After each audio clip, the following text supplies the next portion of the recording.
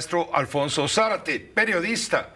Él escribe su columna Los usos del poder. La puede usted leer hoy, por cierto, en el periódico El Universal. También es presidente de Grupo Consultor Interdisciplinario, GCI, que es una firma especializada en estrategia y en comunicación política. Bienvenido. Vamos, leía con mucho interés tu columna esta mañana hablando del gran elector. A ver, ¿qué quisiste decir? ¿Que el presidente de la República nos está echando el tiempo hacia atrás para volver a las glorias del dedazo? Absolutamente. A ver, ¿cuáles son tus bases, tus argumentos? El presidente ha dicho muchas veces que ellos no son lo mismo de los anteriores. Ajá, sí. Pero no somos iguales. No somos iguales. Pero en el tema de la sucesión presidencial, que entre paréntesis yo diría que es el tema más apasionante del análisis político en nuestro país, durante casi todo el siglo XX vivimos una anomalía histórica. Esa anomalía consistía en que el titular del Ejecutivo se convertía en el gran elector. Las elecciones eran una simulación. Al final de cuentas era el presidente el que decidía quién iba a ser su sucesor y después toda la maquinaria político-electoral y la maquinaria del Estado garantizaban que llegara a la presidencia.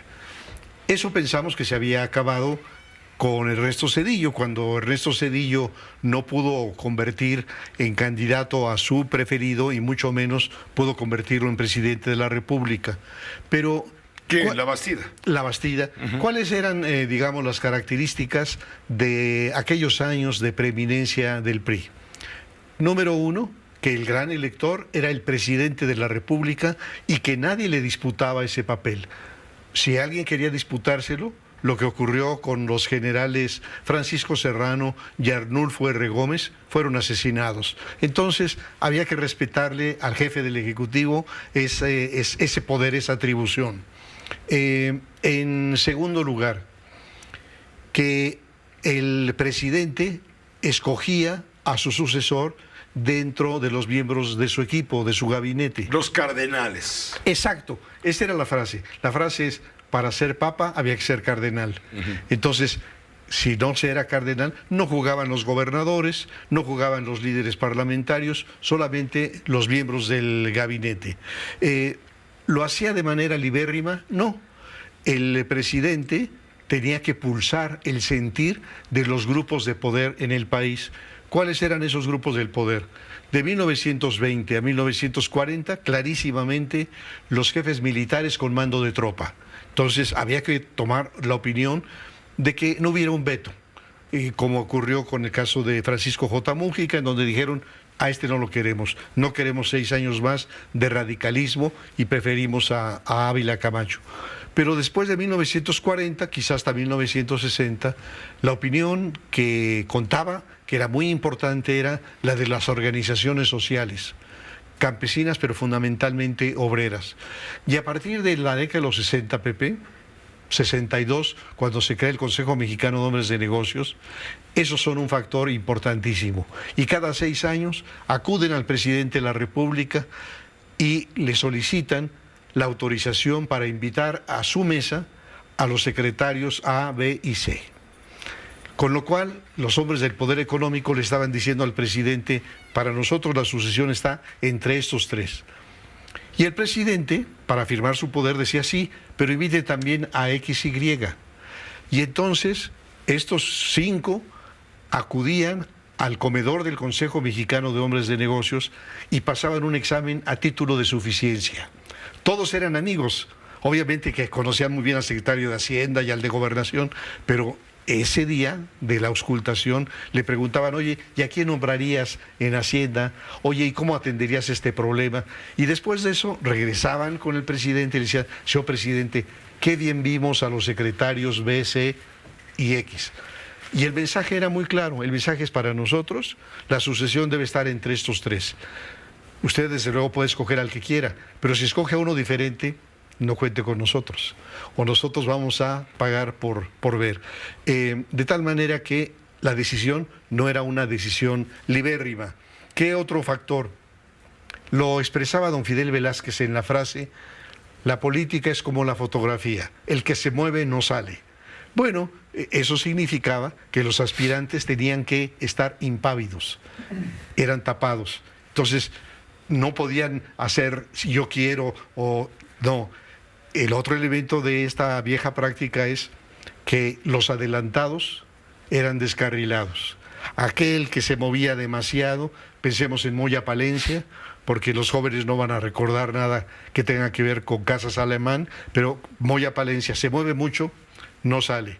Otra regla, el escogido no debía de tener una fuerza propia, de tal manera que el presidente sintiera que me la debe a mí. No es porque él tenga apoyos y grupos, no, me la debe a mí.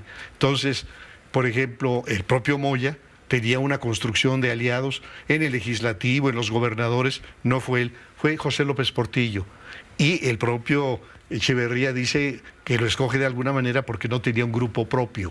Entonces, había detrás de eso la idea del maximato. No importaba el carisma del candidato.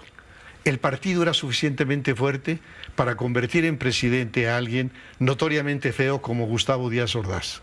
No tenía que ser un López Mateos carismático, no. El aparato se encargaba de que quien quiera que fuera el candidato llegara a la presidencia. El poder embellece. A partir de ese momento... Cuando Carlos Salinas de Gortari lo criticaban por pelón y chaparro... Y por las orejas. Y orejón, bueno, pues el poder lo volvió un actor de cine. Así es. Entonces, ¿qué tanto de esto vale el día de hoy? Bueno, y un dato más, la discreción. Una vez que se pronunciaban las palabras mayores, el escogido tenía que guardar silencio y no podía comunicárselo a nadie, ni a su mujer. Y aquí hay una anécdota simpática, Pepe, porque recibe las palabras mayores y llega a su casa y no resiste. ¿Quién? El personaje X no resiste la tentación y le dice a su mujer en clave: mujer, próximamente vas a hacer el amor con el señor presidente de la República. Y entonces ella le respondió: oye, yo tengo que ir a Los Pinos o él viene para acá, ¿no? Entonces, muy simpática la anécdota. Ahora, AMLO vuelve a ser el gran elector, cuando menos dentro de su partido. No hay nadie que le dispute a Andrés Manuel la decisión de quién es el nuevo. Él mismo adelantó la sucesión, lo que no ocurría en los viejos años del PRI. ¿Recuerdas que en los años del PRI el presidente manejaba los tiempos y decía: esto se empieza a alborotar después del 5º informe de gobierno? ¿Por qué después del 5º informe de gobierno? Pues por dos razones principales. La primera, porque sabía el gran elector que una vez que hubiera candidato, su poder declinaba. Viene el ocaso, claro. Y lo segundo, porque si lo adelantaba mucho, se prestaba a que fuera golpeado de tal manera que pudieran debilitarlo. Así que bueno, pues ahora el presidente decidió adelantar de una manera muy importante la sucesión. Yo diría también vulgarizó el proceso. Un comentario rápido. Don Adolfo Ruiz Cortines, cuando asume cuál es el papel del gran elector, lo dice de esta manera: corresponde al presidente de la República la grave responsabilidad de interpretar lo que quiere el pueblo de México. Y López Obrador dice: son corcholatas y yo soy el destapador.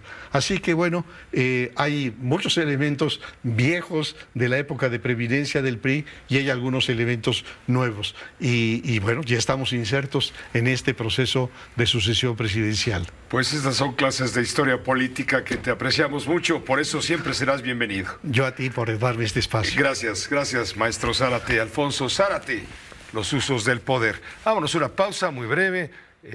Esta fue una producción de Grupo Fórmula. Encuentra más contenido como este en radioformula.mx.